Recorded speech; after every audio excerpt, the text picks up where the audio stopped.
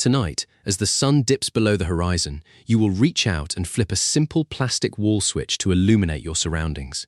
Instantly, brilliant artificial light will flood the entire room, and you will proceed with your evening activities without giving this modern miracle a single passing thought. Yet, for an astonishing 99.9% of our collective human history, that effortless little switch simply did not exist. When the sun dipped below the horizon, the entire world went completely dark, plunged into a deep obscurity so absolute that you could not even see your own hand held directly in front of your face. Modern human beings, living in our perpetually illuminated society, almost never experience this profound, ancient level of obscurity. For over 300,000 years, every single one of your ancient ancestors spent roughly half of their earthly lives wrapped in near-total darkness, living without even the simple comfort of wax candles for the vast majority of that immense stretch of time. There was only the endless black sky, the cold glitter of the stars, and whatever fragile fire they could desperately manage to keep alive through the night. What did they actually do to pass all those long, silent hours of darkness? The fascinating answer changes absolutely everything we think we know about the nature of sleep, the power of storytelling, and what it truly means to be human. Let us start by examining fire, because the mastery of this primal flame is the singular reason any of this human progress was possible in the first place. The earliest undeniable, solid archaeological evidence of humans actively controlling fire comes from the depths of Wonderwork Cave in South Africa, dating back roughly 1 million years ago. But this fire did not merely keep people warm. It completely and permanently restructured the entire architecture of the human day. Before the taming of fire, our ancient ancestors were very much like every other primate species on Earth. When the sun went down, you had to climb a tree or find a highly sheltered spot and stay absolutely still, because attempting to move at night meant instantly becoming food for hungry predators. Our human eyes are notoriously terrible in the dark compared to the formidable predators that hunted us, such as leopards, hyenas, and wolves, all of which could see perfectly in the shadows. Fire changed that terrifying survival equation literally overnight. A crackling campfire creates a protective circle of safety measuring roughly 30 feet in diameter. Inside the boundaries of that warm circle, wild predators will not venture, but step outside that circle, and you die. This is by no means an exaggeration. Anthropologists studying modern hunter-gatherer groups have meticulously documented that individuals who wander away from the fire at night are significantly more likely to be killed by predators, even in our present day. But fire did not just protect human beings, it gave them a precious gift they had never possessed before in their evolutionary history: extra hours. Before fire, the useful day ended abruptly at sunset, which meant maybe 12 hours of activity in the summer and as few as 8 hours in the winter. Fire suddenly and miraculously added 2 to 4 highly usable hours to every single day. Over thousands of successive generations, those extra hours of light and warmth fundamentally changed our species. In the year 2014, a brilliant anthropologist named Polly Wiesner published a groundbreaking study in the Proceedings of the National Academy of Sciences. She spent years of her life recording conversations among the Juhonzi Bushmen of the Kalahari Desert, one of the last remaining groups on Earth still living close to the original human lifestyle. What she discovered was absolutely striking. During the day, about 80% of their conversations were strictly practical, focusing heavily on logistics, hunting territories, plant gathering, and economic negotiations. Daytime talk was, in essence, work.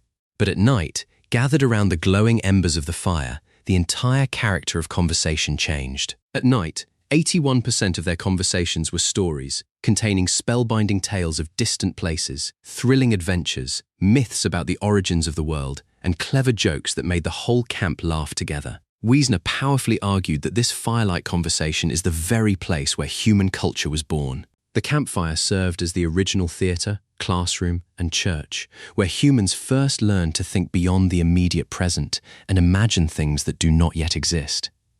It is where we truly became us. But the night was not just about sharing stories around the fire.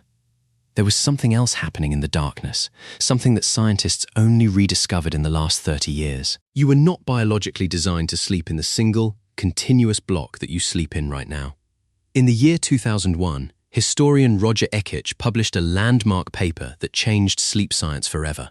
He had spent 16 long years digging through historical records, finding something nobody in the scientific community expected. Over 500 distinct references, spanning centuries of prayer books from the 1400s, court records, personal diaries, medical texts, letters, and even passages in Homer's Odyssey, all mentioned the exact same phenomenon: first sleep and second sleep. Before the dawn of the industrial age, people did not sleep in one continuous block. They went to bed shortly after sunset, slept peacefully for about 4 hours, and then naturally woke up. They stayed awake for 1 to 2 hours in the middle of the night, and then went back to sleep for another 4 hours until dawn. This was not insomnia. It was completely normal, the standard way every human on the planet slept for thousands of years. During that wakeful period in the middle of the night, people did almost everything. A 16th century French physician even recommended that couples conceive children during this window because they would do it with greater success. People visited neighbors, interpreted dreams while they were still fresh, wrote letters, or simply lay in bed in the dark and thought. A doctor's manual from the 1500s advised patients that the best time to study and reflect was during the watch, as they called those quiet hours between first and second sleep when the mind was calm and the world was still. Historians had been reading these references for centuries, but they kept translating first sleep as something else because they could not imagine that people ever slept differently than we do today. This cultural assumption was so deep that translators literally mistranslated ancient Greek and medieval Latin to make it fit their modern experience. But then science finally confirmed what history had been saying all along. In 1992, psychiatrist Thomas Ware at the National Institute of Mental Health ran a fascinating experiment. He took a group of healthy volunteers and completely removed all artificial light from their lives. For 1 month, they experienced 14 hours of absolute darkness every night, just like our ancestors before fire extended the evening. Within weeks, every single participant settled into the exact same pattern: 4 hours of sleep, 1 to 3 hours of quiet wakefulness, and then 4 more hours of sleep. Nobody told them to do this, yet they did it naturally, as if some ancient biological program had been waiting inside them the whole time, buried deep under centuries of artificial light. Ware measured their hormone levels during this wakeful period and found something truly remarkable. The participants were in a state unlike any normal waking state, with their brains producing elevated levels of prolactin, the same hormone released during meditation and after orgasm. They described feeling peaceful, deeply reflective, and almost meditative. It was not just a gap in sleep. It was its own distinct state of consciousness, one that the vast majority of modern humans have never experienced. What killed this ancient rhythm was simpler than you would think: light.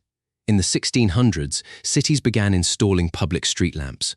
Paris was one of the first, under Louis XIV, who wanted to reduce crime, and London quickly followed. The night, which had been a place of danger and fear, slowly became navigable and safe.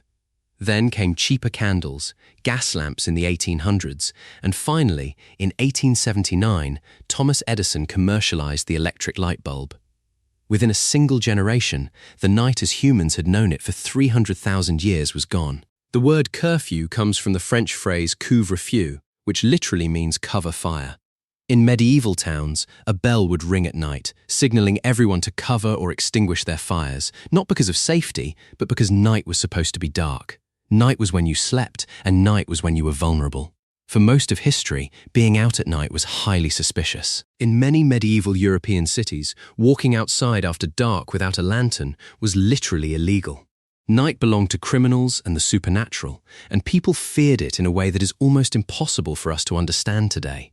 Then we conquered it, flooding the darkness with light and calling it progress. But in our triumph, we lost something profound. Modern humans are exposed to artificial light an average of 7 to 8 hours after sunset. This light, especially the blue light from screens, suppresses the production of melatonin, the hormone that regulates sleep.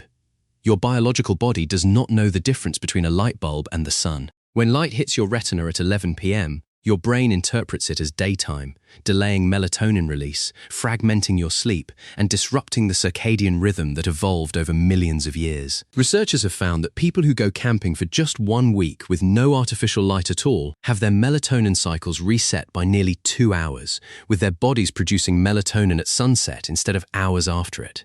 That is all it takes for 300,000 years of programming to reassert itself. We did not just change when we sleep. We eliminated an entire phase of human consciousness. That quiet, reflective state between first and second sleep, which Ware's subjects described as peaceful and meditative, does not exist anymore for most people.